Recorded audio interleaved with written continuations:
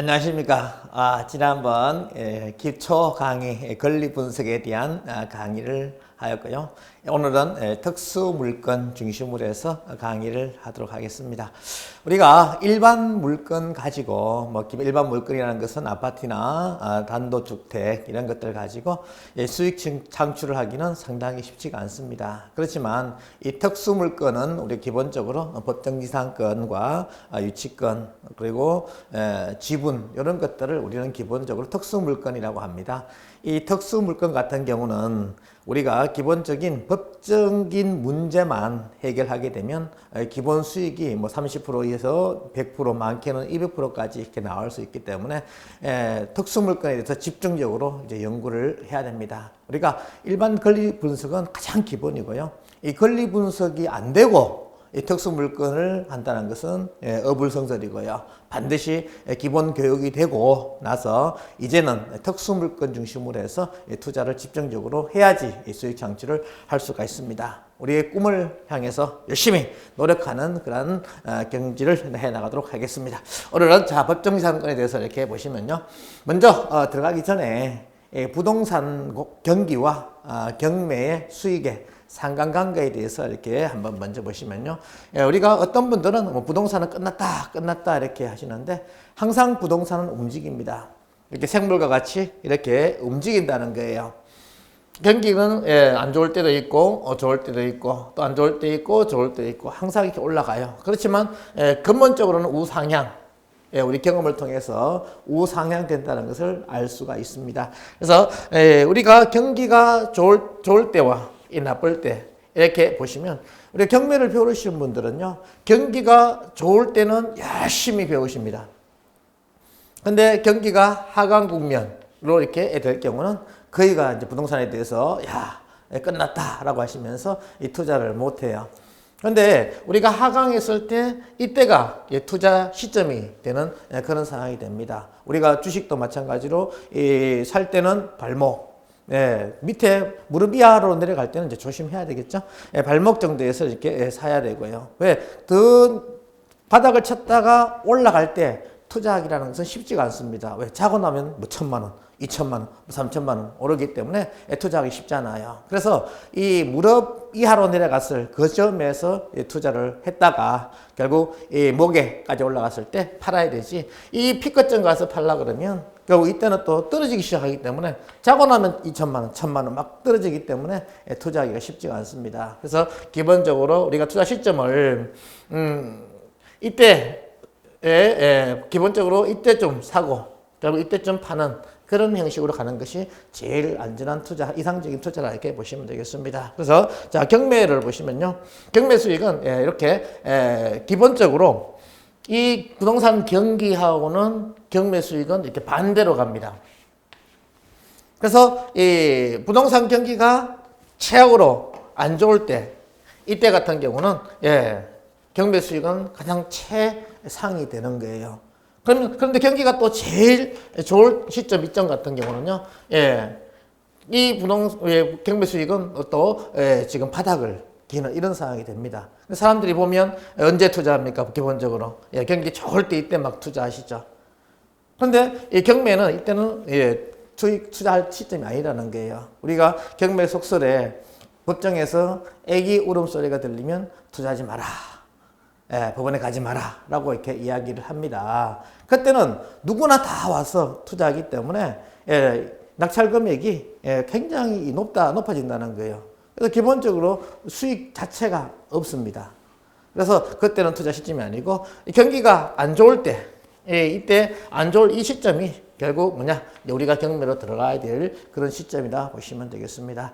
지금 전체적인 부동산 경기가 핫한 그런 지역이 참 많죠. 근데 앞으로 올해 같은 경우는 경매 물건이 상당히 좀 많이 나올 그런 준비가 돼 있는 상황인 것 같습니다. 그래서 내년도에는 투자 물건들이 많을 것으로 예상이 되고 있습니다. 자, 그래서 우리가 지금이 이제 투자 준비를 해서 내년도에 집중적으로 투자해 나가야 될 그런 상황이 된다라고 보시면 되겠습니다. 자, 그래서 우리가 기본적으로 권리 분석할 때 했던 강의입니다. 경매에서 가장 중요한 것이 말소 기준 권리입니다.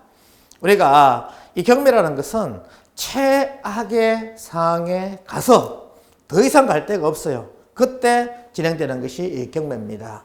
그래서 경매는 이 막강한 법의 힘을 가지고 이 권리를 그냥 죽이는 이제 그런 상황이 된다는 거예요. 그래서 우리가 말소라는 용어를 쓰게 됩니다. 그냥 법으로 말소를 시킨다는 거예요. 우리가 일반 상거래에서는 이 말소시킨다. 그러면 이거는 무슨 아니겠습니까? 그런데 우리가 경매가 딱 진행되게 되면 무조건 권리를 말소시킨다는 거예요. 그래서 이 말소가의 기준이 되는 권리가 있는데 이것을 우리는 말소 기준 권리다라고 보시면 되겠습니다. 기본적으로 보시면요. 등기부 등본에 보니까 이렇게 가처분이 있고 건저당이 있고 그 다음에 지상권이 세 번째 있고 이 가압류가 있다는 거예요. 그럼 이런 경우에 이 경매가 진행되게 되면 우리가 기본적으로 가처분은 뭐였습니까? 보전 처분, 우리 가시집안 삼형제 해가지고 가압류, 가처분, 가등기 있었죠. 그리고 이 특징들을 모르시는 분들은 기본 강의 반드시 청취하셔가지고 이것도 꼭 알으셔야 됩니다. 가장 기본적인 가처분, 가등기 이런 것들은 우리가 알고 계셔야 돼요. 그래서 이 가처분은 이 권리로 이 결국 우리 이혼할 때 있지 않습니까? 이 남편 명의로 재산이 다 돼 있어요. 근데 아내가 이제 이혼 준비를 해. 그때 반드시 이혼 준비 들어가기 전에 해 놓는 것이 뭡니까? 이 가처분이라는 거예요. 남편이 처분 못하도록 딱 묶어놓고 시작을 해야 된다는 겁니다. 만약에 소송 중간에 집을 다 처분해가지고 그 자기 애인한테 재산을 다 넘겨놓아 버리면 결국 성소했지만 요 재산을 하나도 가져올 수 없는 이런 상황이 벌어진다는 겁니다. 그래서 재산을 못 팔게 딱 가처분 해놓는다는 거죠. 그러면 가처분해 놓게 되면 소유권이 결국 안 넘어가는 이런 상황이 된다는 겁니다. 그래서 이 가처분이 돼 있고 그 다음에 건저당이 돼 있고 이 지상권이 돼 있고 가압류가 돼 있으면 이 가처분이 돼 있으면 결국 어떻게 될 것이냐 하는 문제예요. 이 물건이 경매되었을 때 어떻게 되느냐 하는 문제인데요. 자, 이것을 우리가 분석하기 위해서 이렇게 분석하는 겁니다. 자, 그래서 우리가 말소 기준 권리라는 건 뭐냐? 경매 진행된 물건에 설정된 권리 중 인수와 소멸의 기준이 되는 그런 권리를 우리는 말소 기준 권리라고 이렇게 합니다. 자, 그러면 말소시키는 근본적인 근원이 뭐냐? 이게 중요하다는 거죠. 그래서 말소시키는 근원은 제일 1번이 뭔가 하면요. 금전 채권 확보를 위한 권리다. 쉽게 말해서 이 말소시키는데 그냥 너 말소돼! 하면 얼마나 억울합니까? 우리가 이제 군대 다녀오신 분들, 고참 스님한테 이유 없이 맞게 되면, 굉장히 속이 상하죠.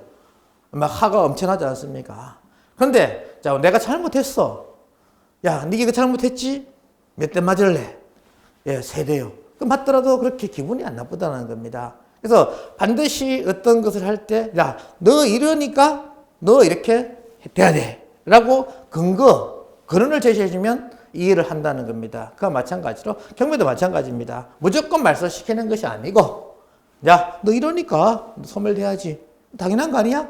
라고 이렇게 할 수 있다는 거죠. 그래서 이 말소시키는 근원이 뭔가 하면 야, 너 돈 받았잖아. 네 돈 받았잖아. 당연히 소멸돼야죠. 돈 받았으니까 소멸된다. 이 당연한 거 아니겠습니까? 그래서 이 우리가 말소시키는 가장 기본이 되는 권리는 뭔가 돈 받을 권리다.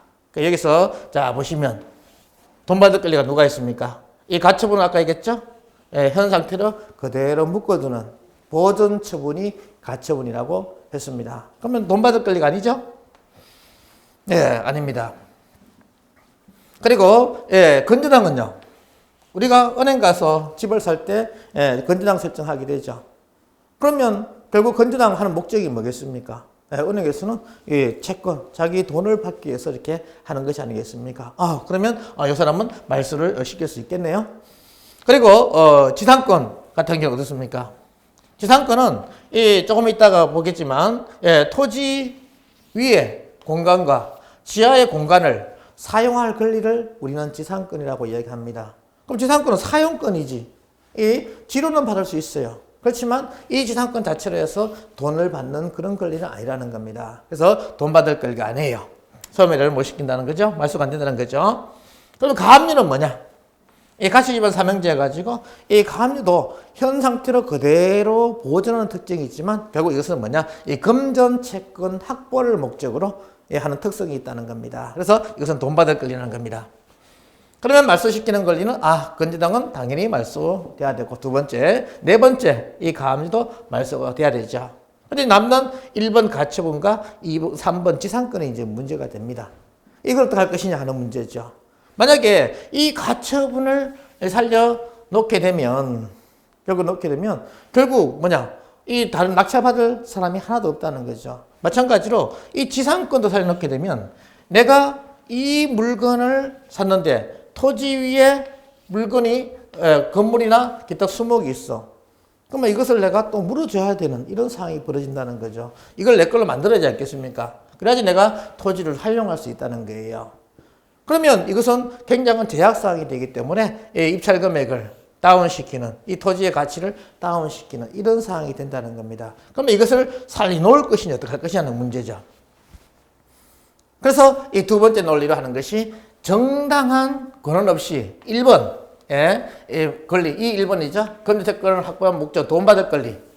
위에 있는 돈 받을 권리. 이 돈 받을 권리를 침해하게 되면 결국 말소를 시킬 수밖에 없다는 겁니다. 그래서 자, 이 지상권 같은 경우는 살려놓게 되면 어떻게 됩니까?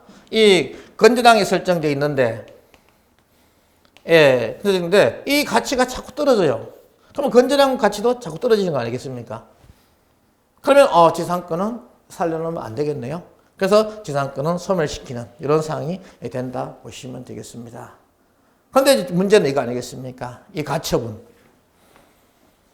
가처분을 말소시킬 것이냐 하는 문제입니다. 이 가처분 같은 게 어떻게 되어 있어요? 결국 가처분은요, 이 가처분이 있는 것을 보고 건재당이 들어갔다는 거죠. 가처분이 되어 있는 것을 보고 건재당이 들어갔어요. 누가 책임져야 되겠습니까? 결국 건재당이 책임져야 될 그런 문제죠. 이 건재당은 결국 가처분을 인해 가지고 이 건재당 권리를 침해하는 것이 아니고 이 건재당이 감수해야 될 그런 권리가 가처분이라는 겁니다. 그래서 이 가처분은 소멸시킬 수가 없어요. 그래서 가처분이 이렇게 인수가 되는 겁니다. 그래서 우리가 가장 기본적인 논리가 이제 돈 받을 권리 중에 이제 정리하면 이렇습니다. 자, 돈 받을 권리 중에 제일 위에 있는 권리, 건재당이죠. 이것이 뭐냐? 말소 기준 권리가 되는 겁니다. 그리고 이 건재당 중심으로 밑으로는 그냥 무조건 소멸. 건재당 포함해서 이 말소 기준 권리 포함해서 다 소멸시킨다라고 보시면 되겠습니다. 근데 이제 문제는 요 가처분 아니겠습니까? 요 가처분 같은 경우는 결국 살려 놓아서 결국 내가 낙찰받고 나서 반드시 이것은 물어줘야 될, 인수해야 될 그런 사항이라는 겁니다. 그래서 내가 낙찰받더라도 이 가처분권자한테는 소유권을 주장할 수 없는 그런 상황이 되기 때문에 이것은 낙찰받으면 안 되겠죠. 이런 것들이 이제 권리 분석이 되는 거예요. 그래서 말소 기준 권리는 첫째 뭐다? 돈 받을 권리. 네 돈 받았으니까 소멸돼야지. 그리고 그 돈 받을 권리, 제일 위에 있는 돈 받을 권리를 침해하게 되면, 방해하게 되면 결국 소멸시킬 수밖에 없다라고 보시면 되겠습니다. 그래서 우리가 말소 기준 권리 정리하면 이렇게 되는 겁니다. 정리하면 이렇게 되는 거예요. 그래서 말소 기준 권리를 정리하면 이렇게 되는 겁니다. 우리가 경매에서 말소 기준 권리를 중심으로 해서 말소 기준 권리 밑으로 있게 되면 소멸되고, 말소 기준 권리보다 위에 있으면 어떻게 한다? 인수가 되는 이런 상황이 된다는 겁니다. 그래서 말소 기준 권리 찾는 것이 굉장히 중요해요. 등기부등본에 권리를 순서대로 배치를 해서 정리를 쭉 해서 이 말소 기준 권리를 찾아가지고 이 말소 기준 권리 중심으로 해서 말소 기준 권리보다 먼저 설정이 되어 있다. 그러면 인수가 되는 것이고요. 말소 기준 권리보다 나중에 설정이 된 권리는 무조건 소멸된다라고 보시면 되겠습니다. 그래서 이것이 인수와 소멸주의 해가지고 이 말소 기준 권리의 가장 기본이고요. 그러면 말소 기준 권리가 될 수 있는 것이 어떤 권리가 있느냐?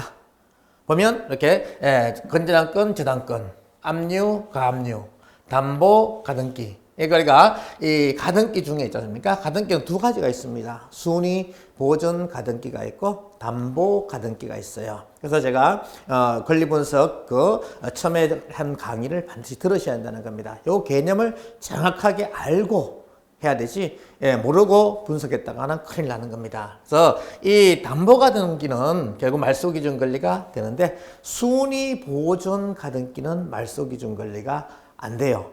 왜? 순위보존 가등기는 소유권을 가져가기 위해서 하는 가등기이기 때문에 말소 기준 권리가 안 된다는 겁니다. 그래서 이 건전한 압류, 그 다음에 담보 가등기는 다 뭐예요? 돈 받을 권리 아니겠습니까? 그래서 말소 기준 권리가 되는 거예요. 그리고 이 전세권이 이 말소 기준 권리가 됩니다. 전세권은 우리가 기본적으로 이 우리나라만 있는 권리로 용의권입니다. 그래서 이 전세권은 우리가 정의하기를 이렇게 정의하게 됩니다. 전세권은 배당 요구를 하면 돈 받고 소멸되고, 만약에 배당 요구를 하지 않게 되면 결국 이 전세권은 낙찰자 인수되는, 쉽게 말해서 말소 기준 권리보다 위에 있는 그런 게 우리 선순위라고 그러는데, 전세권이 말소 기준 권리보다 위에 선순위에 있다. 그때는 전세권자가 배당 요구하면 배당 받고 소멸되고, 배당 요구를 하지 않으면 결국 낙찰자에게 인수되는 권리가 됩니다. 그래서 우리가 아까 말소 기준 권리가 되기 위해서는 어떻게 한다? 반드시 돈 받을 권리가 돼야 된다 말씀하셨죠.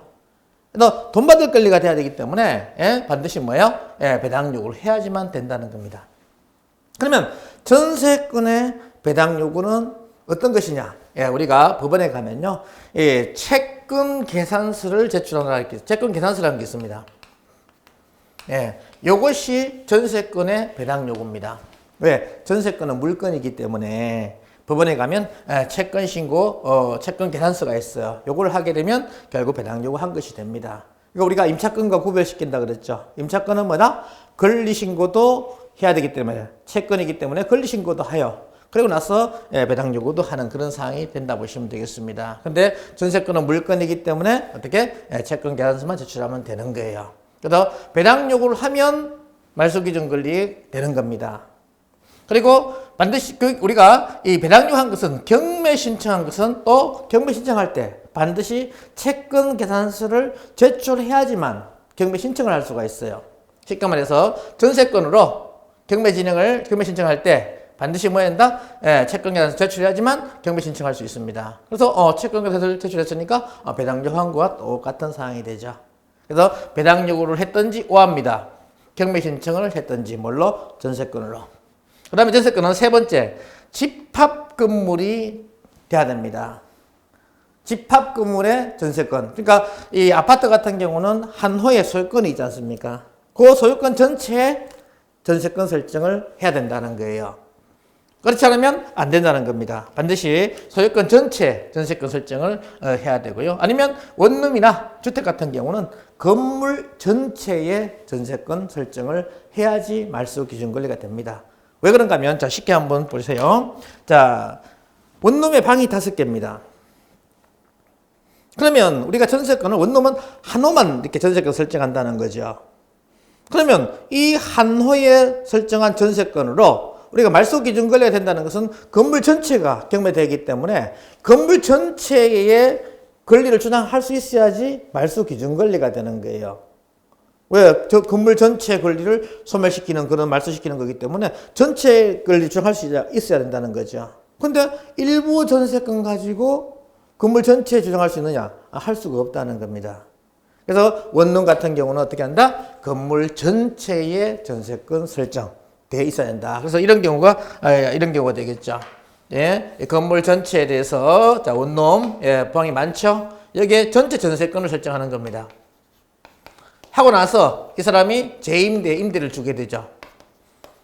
이런 경우에 전체에 대해서 전세권을 설정해놨기 때문에 여기 말소 기준 권리가 될 수가 있습니다. 그래서 우리가 전세권의 말소 기준 권리는 이제 세 가지 이야기합니다. 첫째, 선순위. 말소 기준 권리 중에 제일 위에 있는 선순위가 돼야 되고요. 그 다음에 배당 요구를 했든지, 와 경매 신청을 했든지 둘 중에 하나 반드시 해야 되고요. 세 번째, 집합 건물이 됐든지 아니면 건물 전체의 전세권을 설정했을 때 말소기준 권리가 된다라고 보시면 되겠습니다. 그래서 선배집 요 세 가지 조건을 반드시 갖춰야 되고요.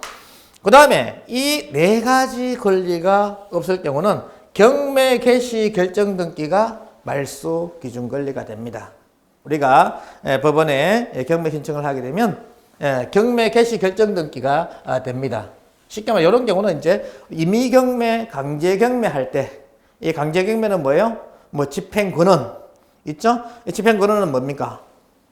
확정 판결문이나 그다음에 공정 정서, 그다음에 조정 조서, 뭐 하회 조서, 조정 조서, 뭐 인락 조서 이런 것들 있죠? 이런 것들을 가지고 하는 것을 우리는 강제 경매라고 배웠죠. 그래서 그런 강제 경매로 신청하게 되면 다른 것은 없고 경매 개시 결정 등기만 딱 있는 그런 상황이 된다는 겁니다. 그때는 경매 개시 결정 등기가 말소 기준 권리가 된다라고 보시면 되겠습니다. 그래서 우리가 저, 아, 가, 전, 경, 선, 배, 집 이렇게 되죠. 저는 외울 때 이렇게 간단하게 외웁니다. 정경이 칸보이 할 때 앞에 갑니까 뒤에 갑니까? 보통 앞에 이렇게 오토바이 타고 촥 가죠. 사이클 타고 가죠. 그래서 저 앞에 가 정경아. 저 앞에 가 정경아. 칸보이 다 하고 나서 라면 끓으러 가야죠. 집에 선배 집에 라면 끓으러 가십시다. 선배집. 선배집에 가서 라면 끓여 먹자. 그래서 야 우리 저 앞에 가 정경아. 칸보이 잘하고 어디 선배 집에 가서 라면 끓여 먹자. 이렇게 외우시면 되겠습니다. 그래서 저한테 배우신 분들은 다른 건 다 잊어도 되는데 저 앞에 가 정경아 선배 집. 요거는 절대로 잊으면 안 되겠습니다. 이것이 말소 기준 권리에 대한 일반 총정리가 자 되겠고요. 그래서 자 말소 기준 권리 기본적은 뭐다? 돈 받을 권리다. 그리고 돈 받을 권리를 침해하면 결국 소멸시킨다 라고 이야기했습니다. 그래서 돈 받을 권리가 이렇게 말소 기준 권리가 되고 말소 기준 권리보다 밑에 있을 때는 무조건 소멸시킨다는 겁니다. 근데 중요한 것은 요거 전소유자 가압류라는 게 있어요. 요거는 옛날에는요 이 전소유자 가압류는 낙찰자 인수하는 조건으로 경매 진행을 시켰습니다. 지금도 감남경매 계장이 나 이거 전소유자 가압류는 낙찰자 인수하는 걸로 할래 해서 매각물건 명세서에 적어놓게 되면 그렇게 진행됩니다. 반드시 참고하셔야 되고요. 현재는 어떻게?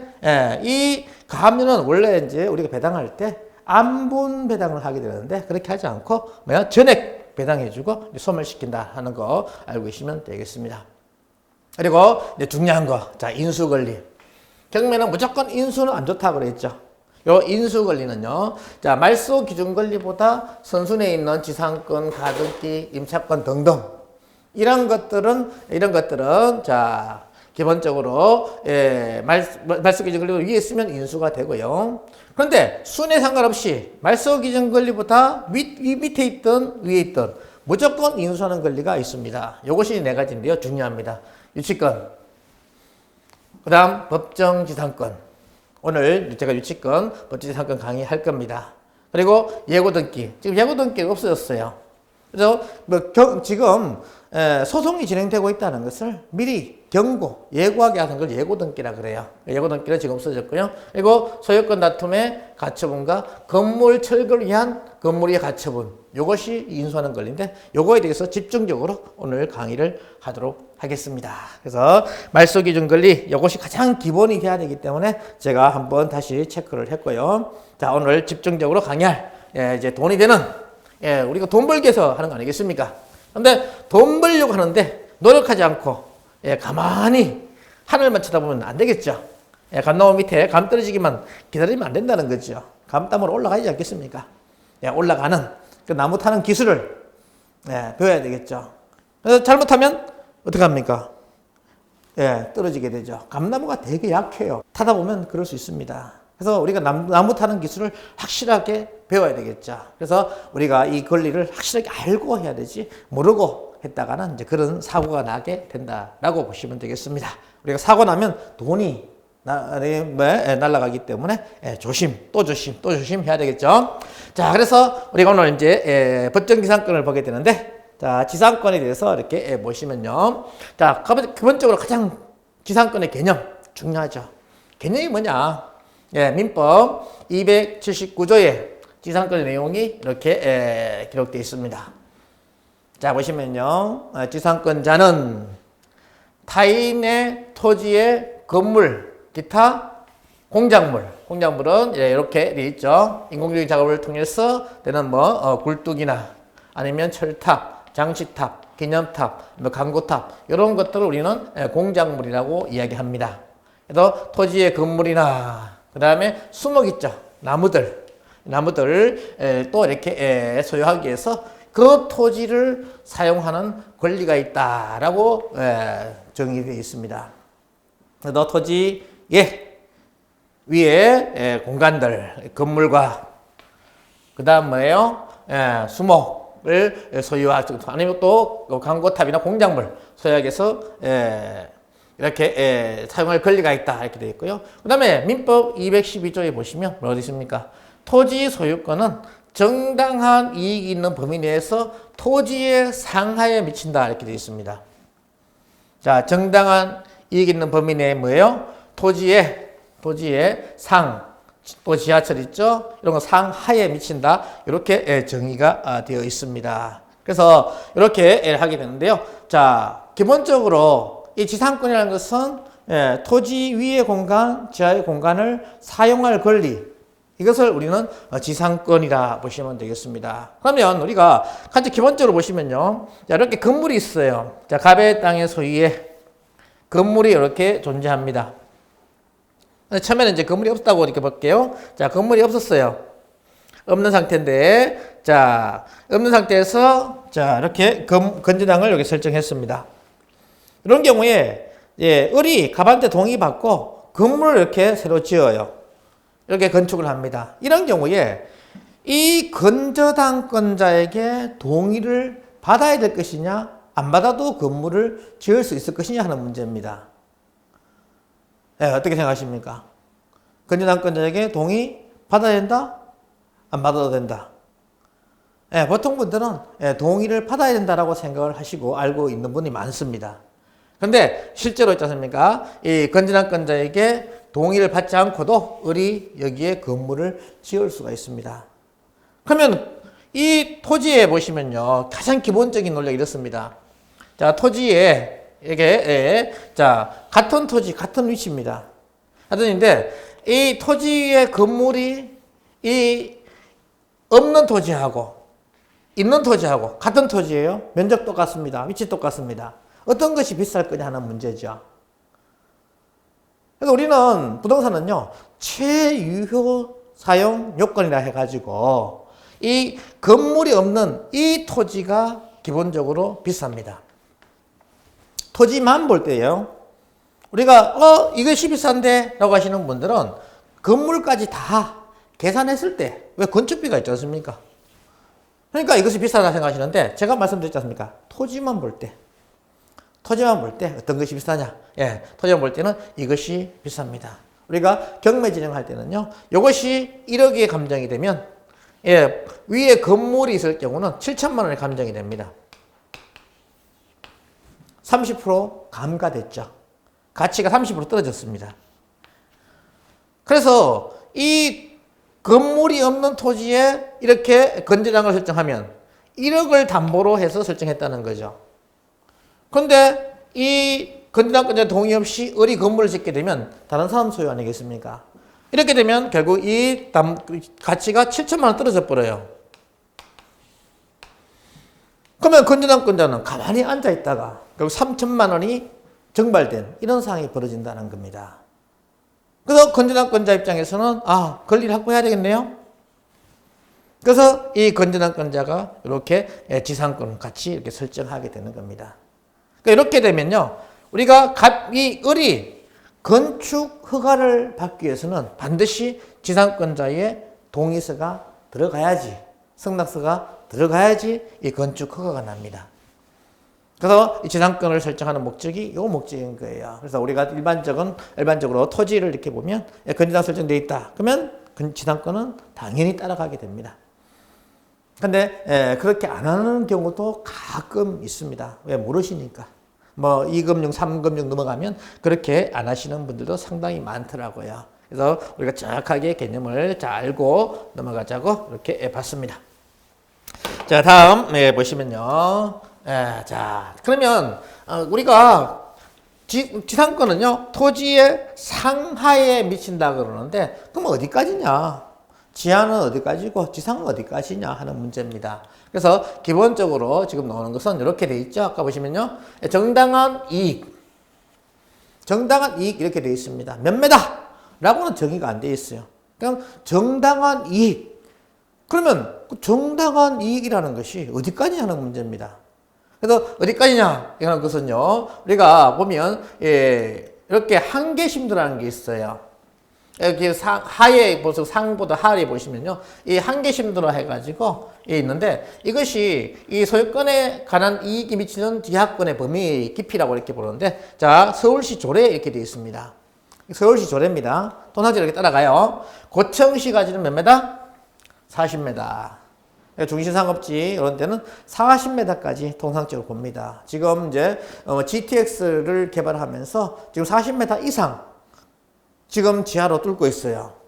쉽게 말해서 우리가 예를 들면요, 인천공항을 가기 위해서는 서울역 가가지고 인천공항을 가기 위해서 전철을 타러 갑니다.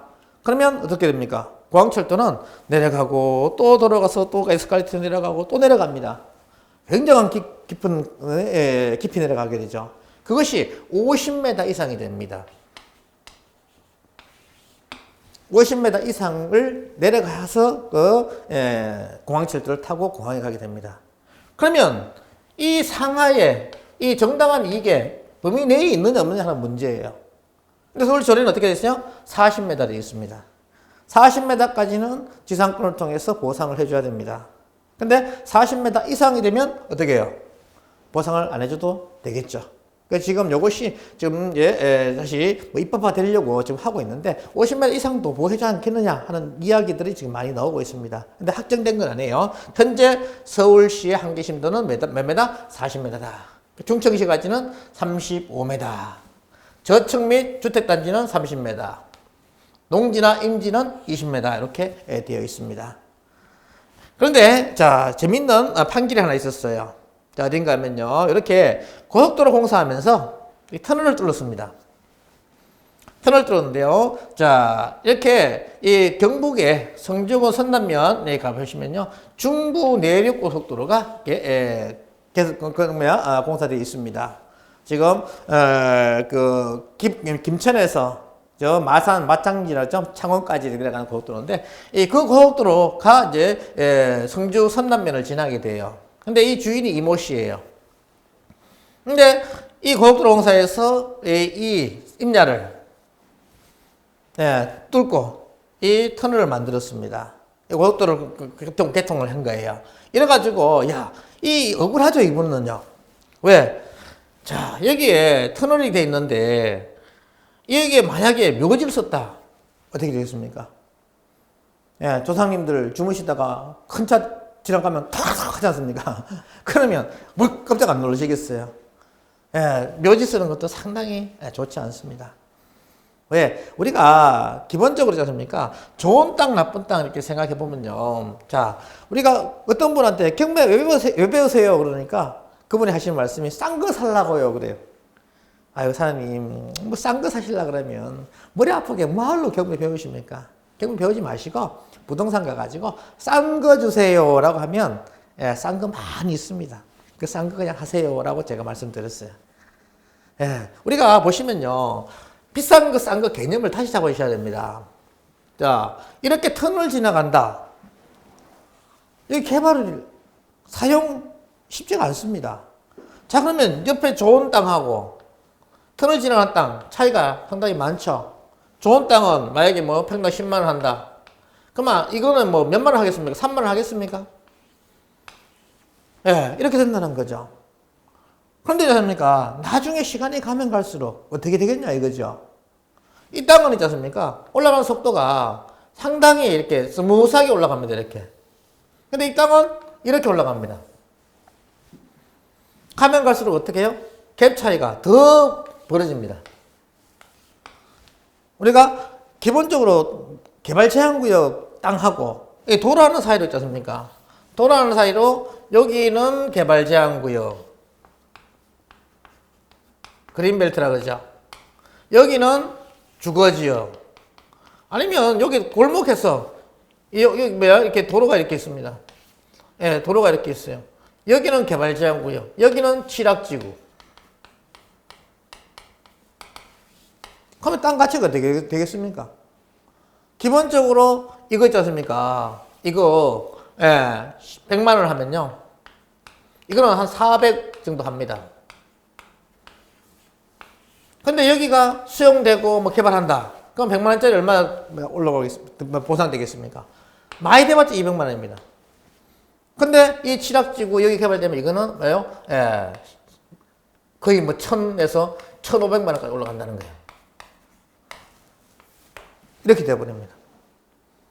자, 어떤 게 싼 땅입니까? 싼 땅 그러면 개발제한구에 이걸 생각하시는데 이거 저는 절대 사지 말라 그럽니다. 그 주변에 뭐예요? 이거 주거지역 땅이나 이 취락지구 땅 이걸 사놓으면 있지 않습니까? 나중에 보십시오. 100만 원 했던 이거는 200만 원 두 배나 올라가 말까?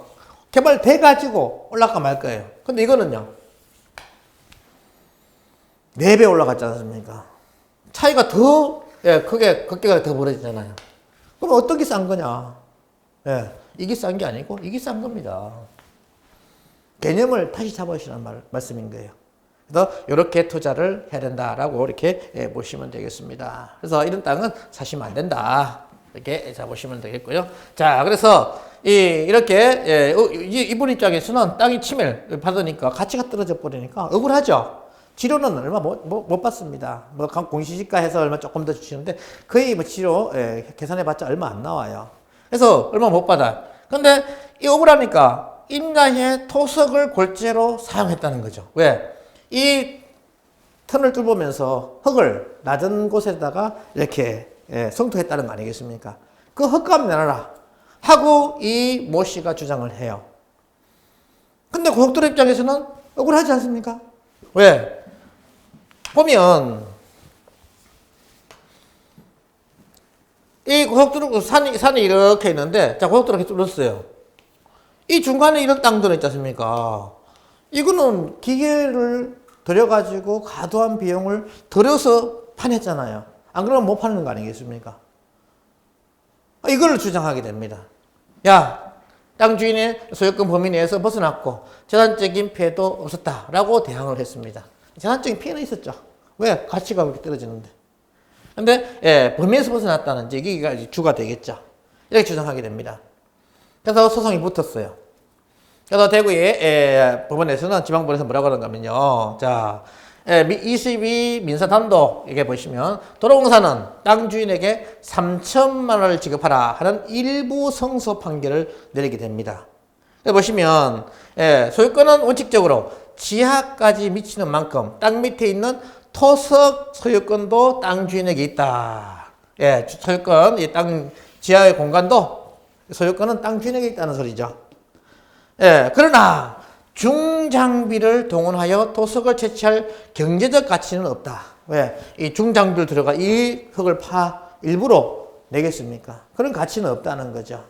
그래서 결국 이 판결로 인해 판결은요 이렇게 났는데 결국은 의내고입니다. 토지 소유권의 범위를 강범위하게 인정하면서도 무분별한 손해배상 요구에 제동을 걸었다 하는 그것을 이렇게 점이 큰 의미를 둔다 보시면 되겠습니다. 그래서 이 소유권은 뭐예요? 정당한 이익 있는 범위. 법에서는 정확하게 어디까지다 안 정했습니다. 통상적인 것은 서울시 조례로 이렇게 따라간다 이렇게 보시면 되겠어요. 그래서 이런 개념들을 우리가 기본적으로 잘 알고 가야 된다라고 보시면 되겠습니다. 그래서 자 지상권의 취득은요 이렇게 하는데요. 우리가 기본적으로 지상권은요 토지 소유자와 지상권자 건물 소유자죠 둘이 같이 가서 하는 거 이것이 가장 기본적인 취득 방법입니다. 법률 행위라고 이야기하는데요. 이 법률 행위에 의한덕 법률 행위로 여기 뭐냐 토지 소유자하고 이 건물 소유자 할 사람 이 지상권자죠. 갑이고 을이면 갑하고 을하고 둘이 같이 가서 이렇게 설정하는 거 이것을 우리는 법률 행위에 의한 취득, 그래서 지상권 설정하게 되면 이렇게 하게 되는 겁니다. 그래서 물권적 합의 계약이죠. 그 다음 이렇게 등기함으로써 취득하게 되는 겁니다. 이렇게 되고요. 그 다음에 지상권 설정의 등기부 등본은요, 이렇게 나타나게 됩니다. 지상권 설정 해가지고 이렇게 지상권 설정되어 있죠. 되어 있고 접수 연도가 이렇게 되어 있습니다. 등기는 접수 연도가 굉장히 중요하다 하겠죠. 설정 계약은 뭐 중요한 게 아니고 가장 중요한 거요. 접수 날짜하고 접수 번호가 굉장히 중요하다. 이 권리 순서는 이 접수 순서로 이렇게 한다라고 말씀드렸습니다. 그리고 목적이 되어 있고요. 범위 지금 명시되어 있죠. 치료 되어 있고요. 존속기간 이렇게 설정이 되어 있습니다. 이렇게 딱 되는 것을 우리는 지상권이다라고 보시면 되겠습니다. 이렇게 되고요. 그 다음 우리가 이제 구분지상권이 있는데요. 이 구분지상권에 대해서는 조금 설명을 좀 드리고 넘어가야 됩니다. 오늘 첫 시간은 이렇게 여기까지 하고요. 좀 쉬었다가 두 번째 기본적으로 이제 구분지상권부터 시작해서 지상권을 통해서 어떻게 수익 창출을 해 나가느냐. 저는 지상권 집중적으로 투자를 많이 합니다. 이걸 통해서 기본적으로 해결만 하면 기본 한 50% 정도 수익은 된다 보시면 돼요. 뭐 날짜 따지고 이렇게 하게 되면 더 수익은 올라가겠죠. 결국 투자금에 기본적으로 뭐 50% 플러스 마이너스 이렇게 수익 창출을 한다라고 보시면 되겠습니다. 그래서 그런 거에 이제 노하우 그런 것들을 이제 다음 시간부터 공개를 하도록 하겠습니다. 이번 시간은 말소기준권리에 대한 개념을 다시 잡아드렸고요. 이제 지상권에 대한 가장 기본적인 거에 대해서 이렇게 강의를 했습니다. 좀 쉬었다가 하도록 하겠습니다.